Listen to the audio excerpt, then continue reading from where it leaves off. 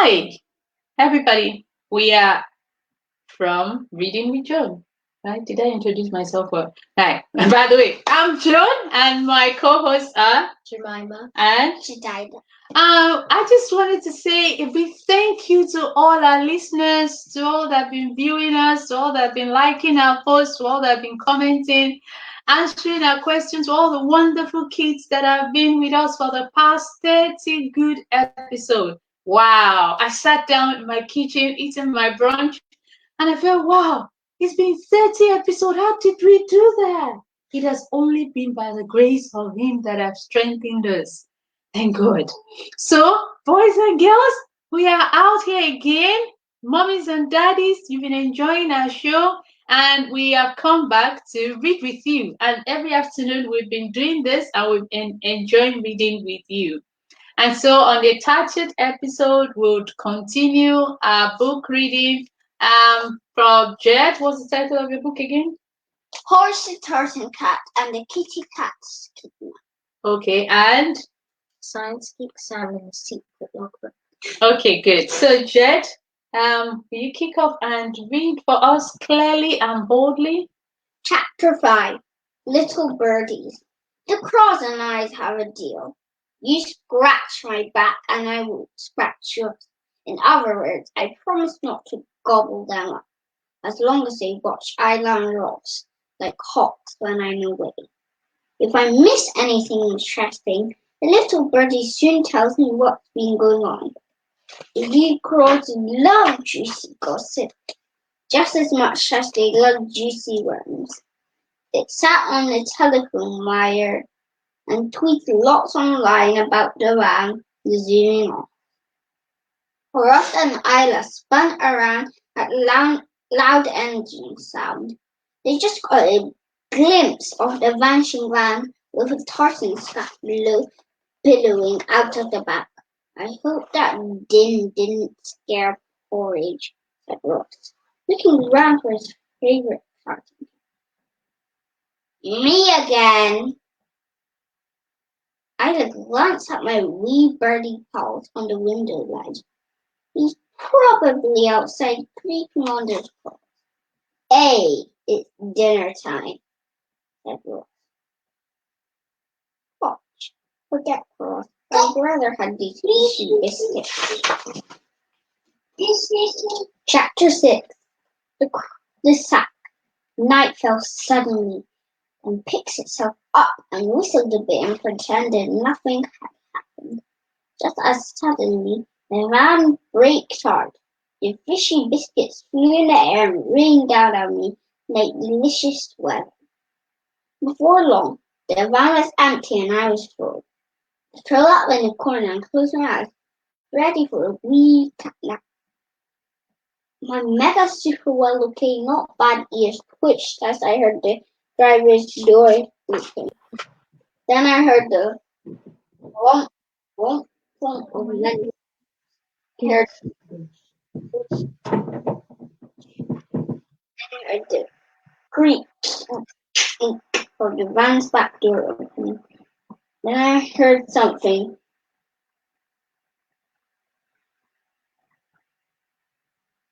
Times 107 words. It brought fear to my heart and crawled to my nose. Think of the worst smell you know. Double it. Then times it by a big number and 64. Then add a moldy cabbage, 10 stinky dustbins, 6 skunks, and your teacher's smelly socks. Plus any more revolting stuff you can think of. Right here. I wanted to flee from the full smell, but a hunched-up figure blocked my way. It had bunched-up fingers and scrunched-up hair, glowed in the moonlight like jellyfish tentacles.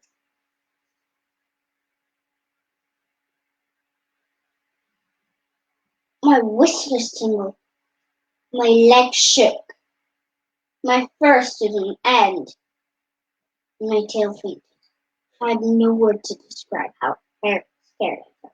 If you think of any, please scribble some in this box. Dear kitty, kitty, kitty cat, used the voice. warm and soft as molten lava. I recognized it instantly, for it belonged to a minor character in one of the other Porridge the Tartan Cat book. It was Wendy, the pet shop owner. Do she tell us more? I hear you whisper, because it's probably late at night and you're meant to be asleep, but you like this book so much you can't put it down, so you're reading it under the covers and turning the page very quiet. Sorry. That's when you need to hide. When I say you should go and sleep, you won't sleep. You see? Confessing. All right, come on. Before I could tell you more, Wendy whipped out an old laundry sack that had never been washed or empty. Down came the sack and all went black. All I remember thinking to myself, help! And then, help! There are pants on my head! Ew. Oh. Okay, Jed, that was you reading today. Yeah. So, do you have any question? My question is, it's very easy. I'm gonna make it easy for them too. Yeah, what's the question? My question is, what was on Porridge's head? What was on Porridge's head? Does anybody knows that? Okay, Chibunmam, she said, please the hands. But what's on Porridge's head? On mute. Okay, what's on Porridge's head? Some pants. Okay, do you have any other question for somebody else? There are pants on my head. Okay, who else? Another question? Jamie, do you have any question from what you read? What was the pet shop owner's name? What was the pet shop owner's name? Okay, Ayo is raising a hand.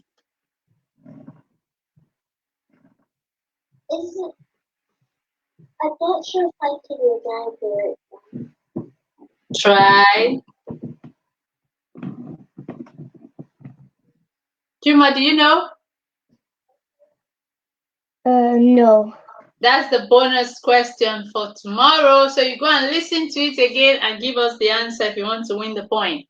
Right. So thank you so much. Today we have Chibunmam reading for us. Our lovely Chibunmam is here again to read for us. And we just had a bit of change so that Jed could read first.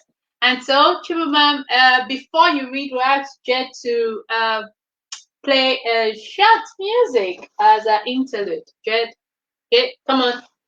Let's move so Jed can have some space. Yeah, come on.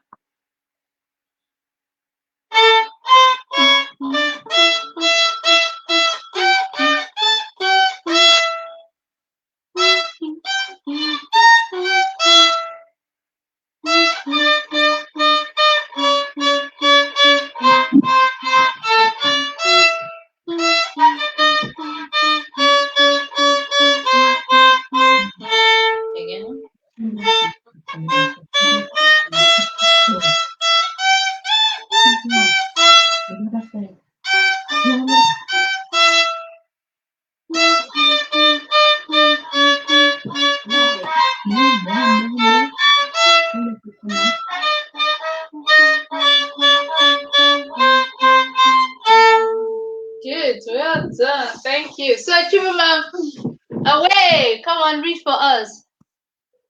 So the book is called 365 Stories and Rhymes for Girls. Okay. So And the title of the story I'm going to read is called The Lost Kingdom. The Lost Kingdom. Okay. All right. Give it up. In former times, the best land in Wales lay towards the west. The fertile plains and lush grasslands were fine country for farming, and all who worked these fields grew rich. But there was one problem with the country in west. The ground lay so low that it was often flooded by the sea. So the kings of the west built a great wall with strong sluice gates to hold back the sea. For many years the people of the West enjoyed a life without floods, and they became the envy of all Wales. One of the greatest of all the Western kings was Guido. 16 beautiful cities grew up in his kingdom while he reigned, and the lands of the west became more prosperous than before. After the king, the most important person in the kingdom of the west was a man called Cethinin, whom Guido appointed as the keeper of the sluices. Whenever a storm brewed and the sea threatened to overwhelm the kingdom, Cethinin would close the great sluice gates, and the lands of the west would be safe. Cethinin was a big strong man, chosen because he could easily turn the handle to close the heavy oak sluice gates. But there was a problem. Cethinin was a drunkard. Sometimes when he had too much to drink, he would be late to close the gates, and there would be some slight flooding, but the kingdom would recover, and no great harm was done. One day King Guido ordered a great banquet in his hall. All the lords and ladies of the kingdom were there, as well as other men of importance such as Cethinin. The banquet went on long into the night, and the sluice keeper got more and more drunk.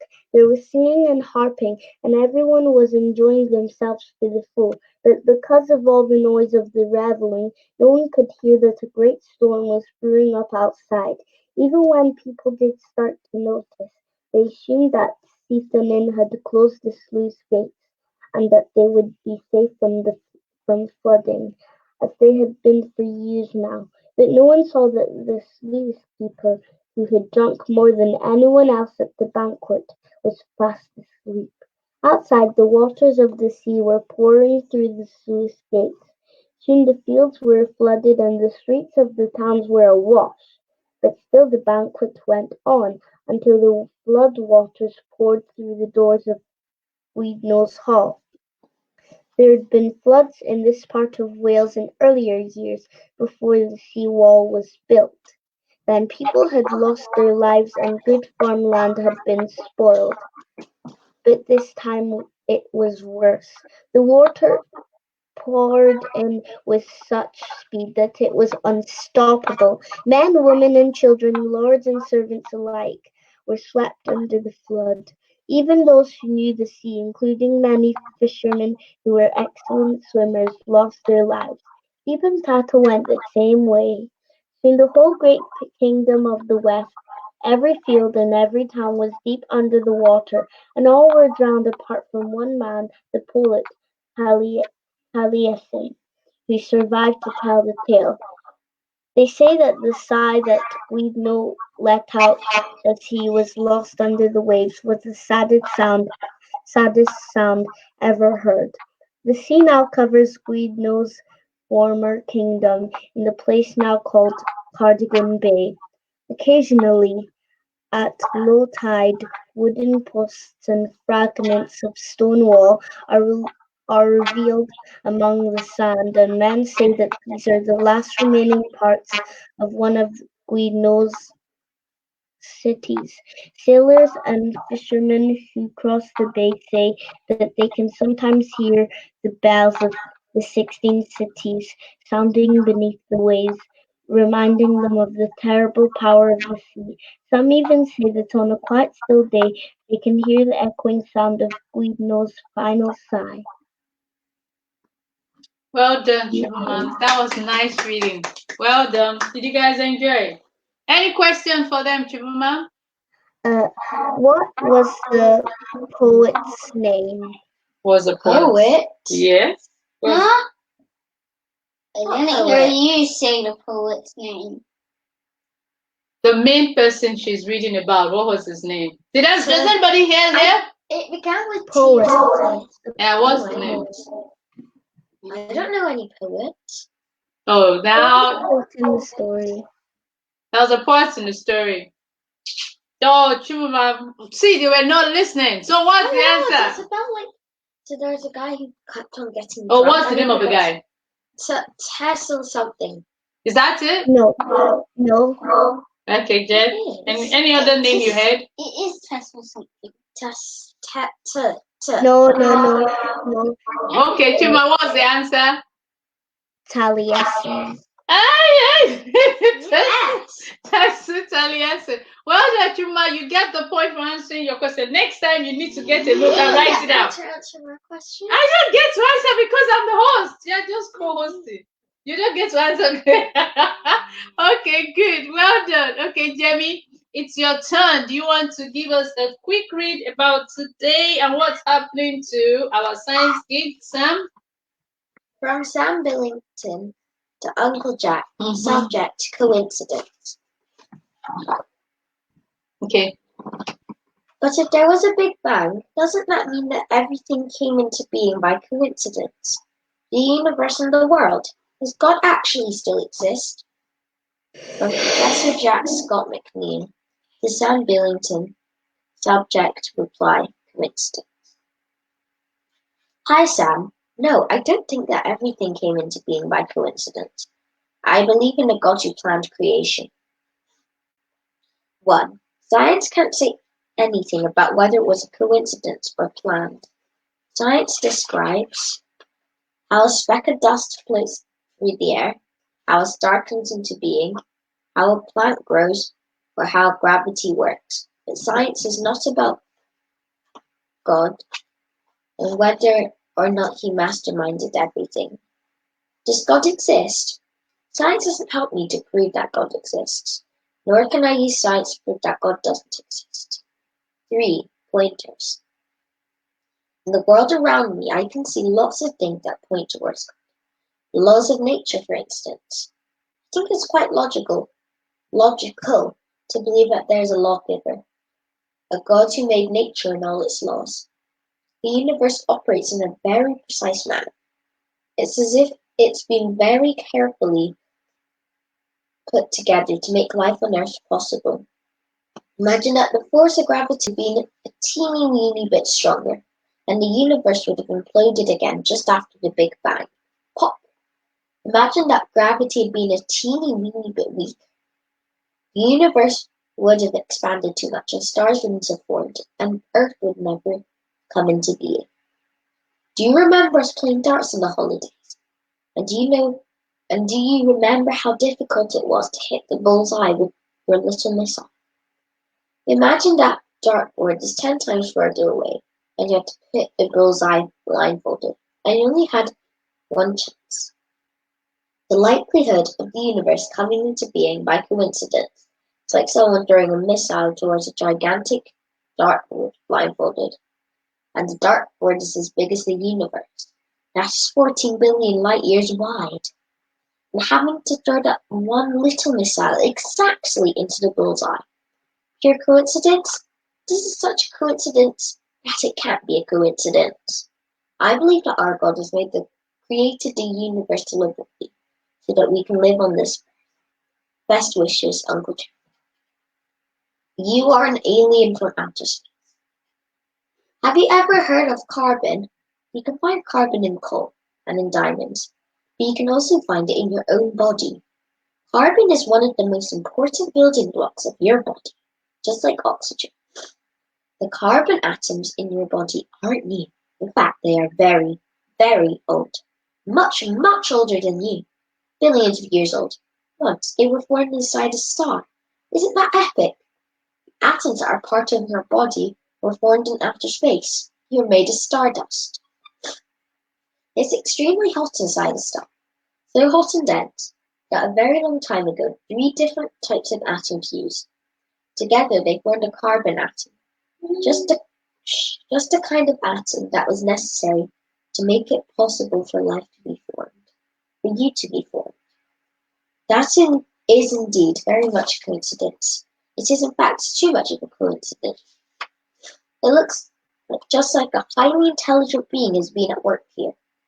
This is what a famous astronomer called Sir Fred Hoyle concluded. Okay, great. Let's just stop there. Jamie, you've mentioned a few things today as a recap, and Uncle Jack was trying to reply his email about questions, and he answered a few questions. So he's just talking about the first thing is trying to say if the Earth was planned or coincident, and Uncle Sam tried to explain that there were so many things that acted together that show that there might have been something more supernatural that have guided all the incident. But he tried to say science does not prove God exists, nor does God prove that science exists. Or you can nor can you use science to prove God exists. Doesn't exist. Yeah, You can't use science to prove that God exists or doesn't exist, because so there are pointers in nature that shows that so many things that happen according to the law of nature seems not to be coincidence, because they were too precise to be coincident. And one example is carbon, right? Can you tell us what he was talking about when he mentioned carbon? He said that three atoms used together to make carbon, and carbon is like one of the building blocks of life. So that just happened by coincidence. That's very, very, very highly, very, very, very highly unlikely. But he also mentioned that just as there are carbons in coal, and there are carbons in the earth and in us. So can it just be coincident that there's carbon in the earth and there's also carbon in our body, and carbon is very useful in our body? Maybe some people eat coal. Yeah. And my question, Kate, I'm going to jump ahead of Jamie. She might bring a question. Can you tell me the name of a famous astronomer that concluded that something highly intelligent must have organized all this? He's a very famous astronomer, because after going into space and everything, he came to a conclusion and said, oh no, man, this is just not coincidence. It must have just happened because there must be a super being trying to make sure all these things are put together. Okay, Aya, what's the name? Is it Neil Armstrong? No. He didn't go into space. He was a famous. No, he's an astronomer. Okay, he's an astronomer. Jamie says he didn't go into space. My bad. Okay, do you know the name?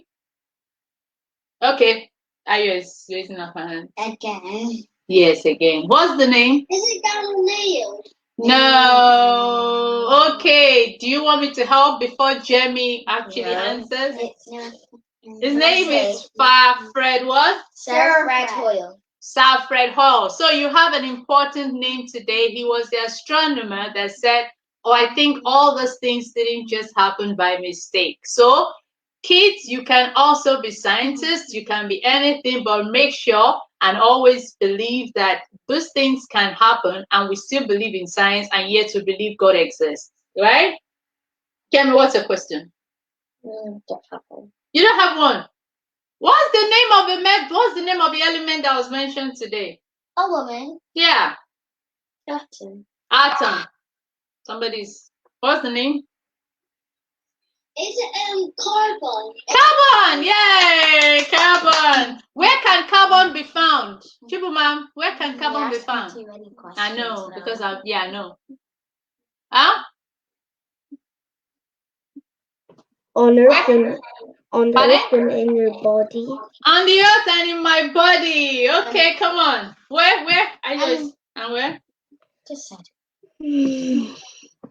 In stars. In stars and diamonds. Good. Well done. Kids, I really enjoyed today because we explored a lot of things. And I'm glad we are reading Science Geek Sam, because for me, I'm beginning to say, okay, I need to understand whether it is true that God does not exist because of science, or God exists because of science. But now we can simply say both of them exist. They are independent variables. Oh gosh, that's a big word. Independent variables. they are independent of themselves. But yet we can see that something else bigger created the whole world in which we live. I will be following Uncle Sam as he begins to explore more of understanding. Uncle Sam. Uncle Sam. Uncle Jack. Uncle Jack. Okay. All right, kids. It was really lovely reading with you today. And for those that answered that question, Chibunmam, thank you so much for coming. And thank you for joining us once again. You can like our broadcast, spread it around, let other kids enjoy it. Follow us on Instagram, on Twitter, Instagram, and YouTube. on Twitter, Instagram, and YouTube. And Facebook. And Facebook. And Blogger. And Blogger. She's mentioning everything. So kids would see you tomorrow once again on Reading with Joan, and have a good evening. Bye for now. Bye. Bye.